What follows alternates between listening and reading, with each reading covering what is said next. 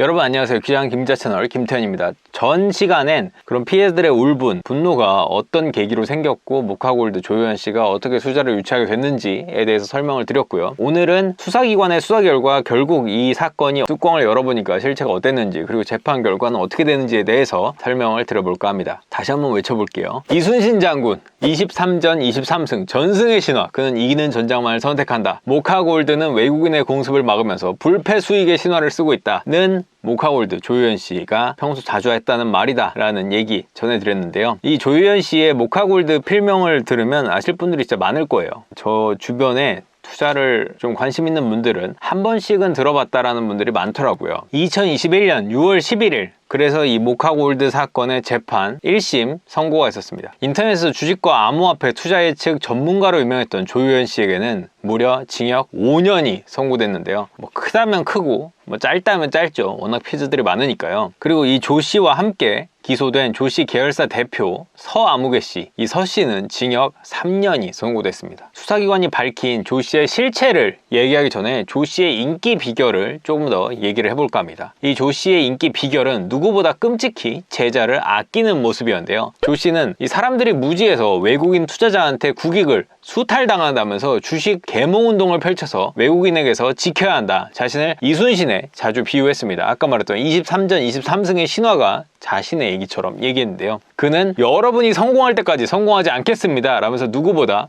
회원을 더 생각한다는 말을 자주 했습니다. 조효연 씨는 자신을 따르는 사람을 모아서 소위 리딩방이라 할 수 있는 카카오톡 단체 채팅방도 8개 이상 운영할 정도로, 그리고 한 방에 600명 이상 될 정도로 규모가 컸는데요. 그러니까 그 명수만 거의 5,000명 정도 되는 거죠. 조 씨는 강의를 수강하는 사람들을 제자라고 불렀다고 했는데요. 그는 스스로 모카쌤이라고 칭했죠. 회원들도 누구보다 조효연 씨를 믿고 따랐습니다. 그리고 그를 선생님이라고 불렀죠. 조효연 씨는 강의를 수강하거나 단톡방에 있는 사람이 추천해준 종목이 떨어졌다고 하면은 뿅뿅 강의 10번 수강한 거라거나 공부 더하라는 말로 야단을 칠 정도로 선생과 제자 사이 그 관계가 확실했습니다. 이 조효연 씨는 2017년부터 강의나 시황 분석에서 벗어나서 모카컴퍼니라는 회사를 차렸다라는 얘기를 했는데요. 그 모카컴퍼니, 그리고 조효연 씨가 그 다음에 차린 모카테크라는 회사를 수사기관이 수사한 금액과 그리고 최종적으로 법원이 인정한 조 씨가 펀딩받은 금액은 모카컴퍼니의 455명으로부터 약 45억 원, 모카테크 252명으로부터 약 24억 원을 우선주 투자 명목으로 피해자들에게 투자받았다는 게 드러났습니다. 또한 암호화폐 채굴기 투자 명목으로 1113명으로부터 약 111억 원을 받았는데요. 문제는 2018년 갑작스러운 암호화폐 폭락과 맞물려서인지 정확한 이유를 알 수 없다. 도대체 돈이 다 어디 갔냐? 라고 제가 말씀을 드렸는데, 정확한 이유를 알 수 없지만 회사가 운영비도 없을 정도로 어려워지면서 발생했습니다. 한 투자자는 그 많은 투자금을 받았는데 운영비도 없는 상황을 투자한 누구도 도저히 이해할 수 없었다고 말을 했습니다. 심지어 2018년 말에 채굴기 업체는 전기료가 없어서 임대료가 없어서 111억 원이나 받았는데 운영이 중단돼 버린 거죠. 2018년 말에 채굴기 업체가 운영이 중단되면서 투자자들은 황당해할 수밖에 없었는데요. 투자자들은 채굴기 가동에 쓰이는 전기료를 못 내서 전기가 끊기고, 채굴기 부품비도 안 내서 부품업체에서 압류가 걸리고, 태양광도 한다 그랬는데 태양광도 대출 최대로 받아서 샀다는데 도대체 그 많은 돈이 어디로 갔는지 궁금하다고 호소를 했습니다. 징역 5년이 나오기 전에 재판 과정에서 조 씨와 서 씨, 그러니까 이 계열사 대표인 서 씨까지 해서 법원에서 이들은 억울함을 계속 주장을 했는데요. 조 씨와 서 씨는 법정에서 정상적으로 사업이 진행됐고 장래 지분 가치에 관해서는 주관적인 평가를 했을 뿐이다. 이거는 그냥 내가 이렇게 평가를 한 거지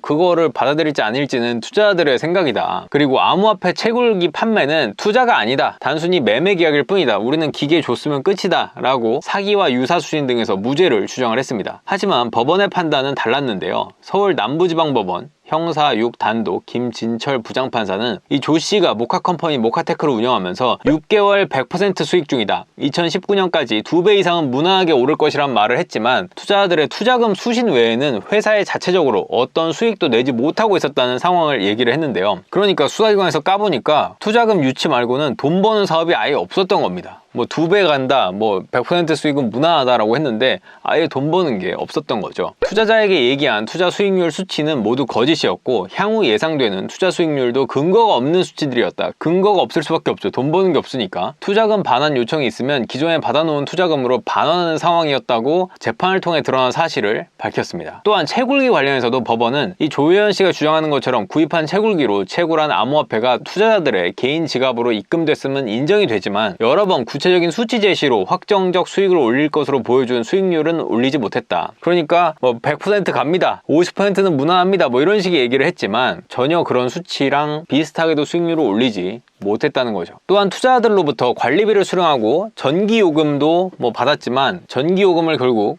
한전에다 납부를 못해서 단전으로 운영이 중단돼 버렸고, 특히 약속했던 채굴기 사양보다 더 낮은 사양인 것을 고려할 때 돈을 빼돌렸다고 인정할 수 있다고 설명을 했습니다. 또한 법원은 조효연 씨와 서 씨는 이 조효연 씨의 강의를 듣고 이를 신뢰한 피해자들에게 수익률 등을 과장하면서 자본시장법 규정도 지키지 않았다고 하면서요, 일부 투자자들에게는 원금 상환을 약속을 하고 투자금 명목과 채굴기 판매 대금 이렇게 180억 원이 넘는 거액을 편취를 했다면서 이 조효연 씨는 태양광 발전 사업에 관하여 제대로 알지도 못하면서 고수익 창출을 자신했다라고 명시했습니다. 이 서 씨는 모카컴퍼니 모카테크의 재무를 담당하면서 사업 설명을 하는 등의 역할을 수행해서 1년 2개월 동안 약 180억 원을 편취하는 데 도움을 줬다. 더군다나 피해자들에게 피해 회복도 이루어지지 않아서 엄중한 처벌이 불가피하다고 얘기를 했습니다. 그러면서 법원은 조효연 씨에게 징역 5년을, 서 씨에게는 징역 3년을 선고했는데요. 다만 법원은 조 씨가 편취한 편취금 중 투자자 276명에게 약 20억 원을 받아냈고, 그러니까 짜투리 금액은 좀 돌려준 거죠. 이래야 조금 더 양형에, 그러니까 형량을 낮출 수 있으니까요. 약 20억 원을 반환을 했고, 약 100억 원은 암호화폐 채굴기 구입과 공장 매수에 사용한 점, 그리고 초범인 점 등을 양형에 반영했다고 말을 했습니다. 검찰은 1심 판결 결과에 불복해 항소했고, 조효연 씨와 서 씨는 자기가 무죄라고 계속 주장을 했으니까 또 항소를 했습니다. 그래서 2심에서 조효연 씨의 무죄 주장이 받아들여질지 지켜봐야 되는 시점인데요. 피해자들은 이 사건 외에도 조효연 씨가 D라는 암호화폐를 팔았고 이들도 피해자 모임을 결성한 것으로 안다면서 민사소송을 진행한 피해자도 있지만 일부는 민사소송을 해도 돈을 돌려받을지 알 수 없고 비용 문제도 있어서 소송 진행을 할지 고민을 할 정도로 완전히 재산을 다 조효연 씨에게 투자를 했다가 큰 손해를 본 분들이 많다, 그 정도로 어려워진 분들이 많다고 입을 모았습니다. 결국 조효연 씨 사건은 이렇게 1심은 마무리됐는데요. 엄청난 투자금을 받아놓고